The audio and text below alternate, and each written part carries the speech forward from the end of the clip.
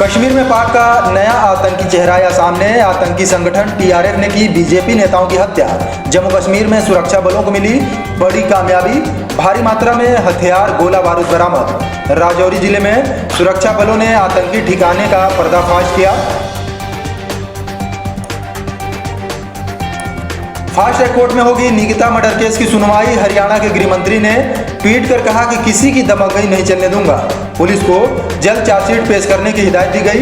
VK Singh बोले, चीन के तरफदारों को देश में रहने का अधिकार नहीं। पुलवामा हमले पर पाकिस्तान के मंत्री ने हमारी बात कबूली। केंद्रीय मंत्री वीके सिंह ने कहा, पुलवामा हमले में पाकिस्तान का हाथ। भारत ने कहा, चीन के साथ सैन्य वार्ता का किसी बाहरी मुद्दे से कोई संबंध नहीं।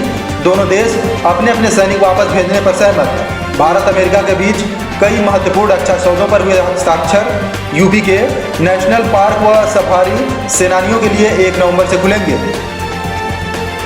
कोविड-19 प्रोटोकॉल का सख्ती से कराया जाएगा पालन। फर्रुखाबाद में गंगा में नाव डूबी, 2 युवक लापता। मगरमच्छ के भय से गंगा में उतरने से गोताखोरों का इनकार। अक्षय कुमार की फिल्म लक्ष्मी बम का बदला गया टाइटल। टूर्नामेंट में बने रहने के लिए रॉयल्स के पास आखिरी मौका। अब खबर विस्तार से।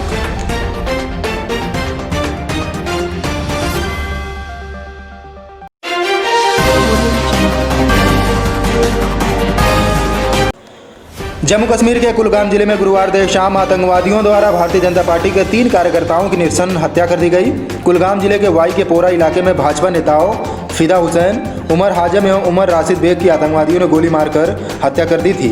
लश्कर तैयबा का मुखौटा संगठन माने जाने वाले द रेजिस्टेंस फ्रंट टीआरएफ ने इन हत्याओं की जिम्मेदारी ली है।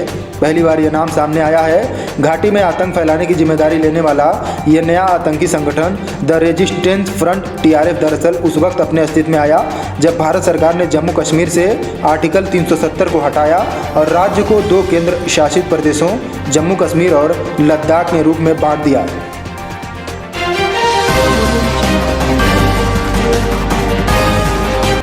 जम्मू कश्मीर के राजौरी जिले में सुरक्षा बलों ने शुक्रवार को आतंकवादी ठिकाने का पर्दाफाश किया और चाइनीज पिस्तौल, विस्फोटक सामग्री, भारी मात्रा में हथियार और गोला बारूद बरामद किया। राजौरी के वरिष्ठ पुलिस अधीक्षक चंदन कोहली ने बताया कि जम्मू कश्मीर पुलिस और राष्ट्रीय राइफल्स ने गंभीर मुगलान के पास जंगलों में आतंकवादियों के गुप्त ठिकानों का पर्दाफाश कर हथियार, गोला बारूद और विस्फोटक बरामद किया है।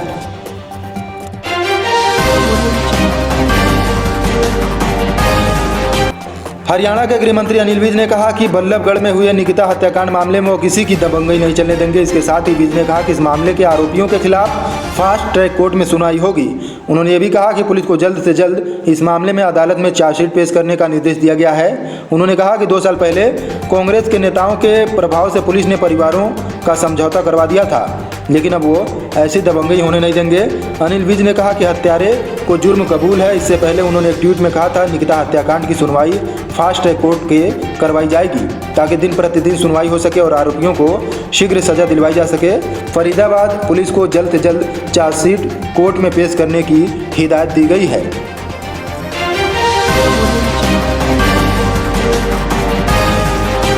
भारत चीन सीमा विवाद पर केंद्रीय मंत्री वीके सिंह ने तीखा हमला बोला है। एक न्यूज एजेंसी से बातचीत के केंद्रीय मंत्री ने कहा कि जो नेता चीन के प्रवक्ता हैं उन्हें देश में रहने का कोई अधिकार नहीं है। उन्होंने कहा कि ऐसे लोगों को किसी दूसरी जगह तलाश लेनी चाहिए। उन्होंने पुलवामा हमले पर पाकिस्तान के कबूलनामे का भी जिक्र किया और कहा कि अब हमारी बात साबित हो गई है कि पुलवामा हमले को पाकिस्तान में बैठकर अंजाम दिया गया था। केंद्रीय मंत्री ने कहा, हमने शुरू से कहा है कि पुलवामा हमले में पाकिस्तान का हाथ है। अब पाकिस्तान के मंत्री ने ही ये बात कबूल कर ली है। भारत में आतंकवाद फैलाने वाले देश के लिए विपक्ष के जो नेता प्यार जताते हैं वो भारत विरोधी हैं।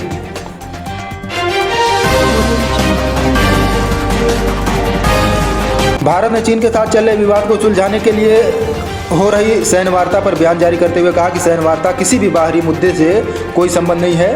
भारत की ओर से यह टिप्पणी हाल में संपन्न भारत अमेरिका 2+2 वार्ता की पृष्ठभूमि के बाद आई है।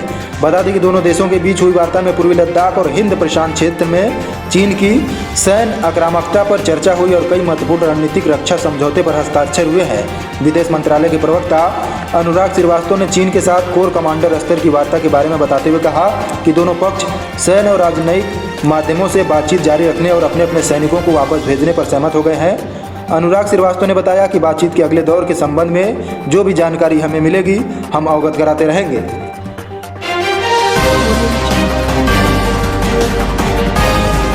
आलू व प्याज की आसमान छूती कीमतों पर मुख्यमंत्री योगी आदित्यनाथ ने कृषि व विपणन कार्य से जुड़ी संस्थाओं व विभागों की समस्याओं के समाधान करने के निर्देश पहले दिए हैं। इसी क्रम में मोबाइल वैन से आलू व प्याज की बिक्री की योजना बनाई गई है। उत्तर प्रदेश राज्य औद्यानिक सहकारी विपणन संघ के प्रबंधक निदेशक डॉक्टर आर के तोमर ने बताया कि वैन से आलू प्याज के साथ दाल भी बेचने की योजना है। शासन से मंडी परिषद के द्वारा इस योजना के लिए कार्यशील पूंजी उपलब्ध कराए जाने का आग्रह किया गया है। लखनऊ के बाद इस योजना को अन्य जिलों में भी संचालित किया जाएगा।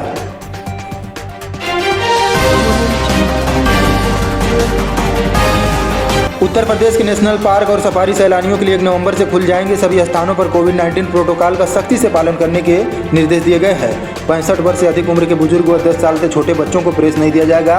मास्क न लगाने पर 500 का जुर्माना भी वसूला जाएगा। नेशनल पार्क के लिए ऑनलाइन बुकिंग शुरू हो गई है। बता दें कि Dudhwa national park, Pilibhit tiger reserve व करतनिया घाट हर साल 15 नवंबर से 15 जून के बीच खुले रहते हैं।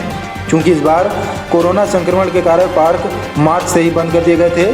वन मंत्री दारा सिंह चौहान लखनऊ से वेब कॉन्फ्रेंसिंग के जरिए पार्क खोले जाने का शुभारंभ करेंगे। सभी स्थानों पर पूरी सतर्कता बरतने के निर्देश दिए गए हैं।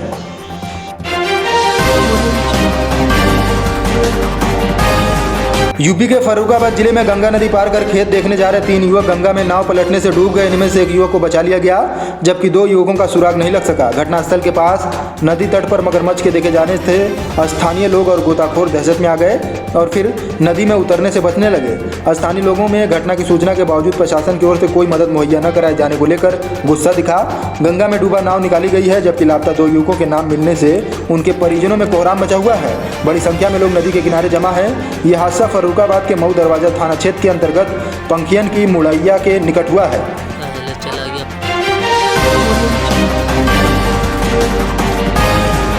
फिल्म अभिनेता अक्षय कुमार की बहुप्रतीक्षित फिल्म लक्ष्मी बम का ट्रेलर सोशल मीडिया पर आने के बाद काफ़ी वायरल हुआ था। इस फिल्म में अक्षय कुमार एक ट्रांसजेंडर की भूमिका में भी नजर आएंगे।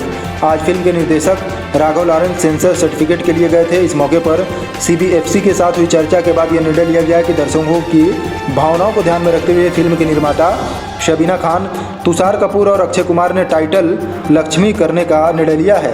इस फिल्म का नाम अब लक्ष्मी बम से बदलकर लक्ष्मी कर दिया गया है। इस फिल्म में अक्षय कुमार और कियारा आडवाणी की अहम भूमिका है। फिल्म लक्ष्मी 9 नवंबर को रिलीज हो रही है। इसके पहले अक्षय कुमार की फिल्म के टाइटल को लेकर काफ़ी विवाद भी हुआ था और सोशल मीडिया पर फिल्म को बायकॉट करने की भी मांग तेजी से होती जा रही थी।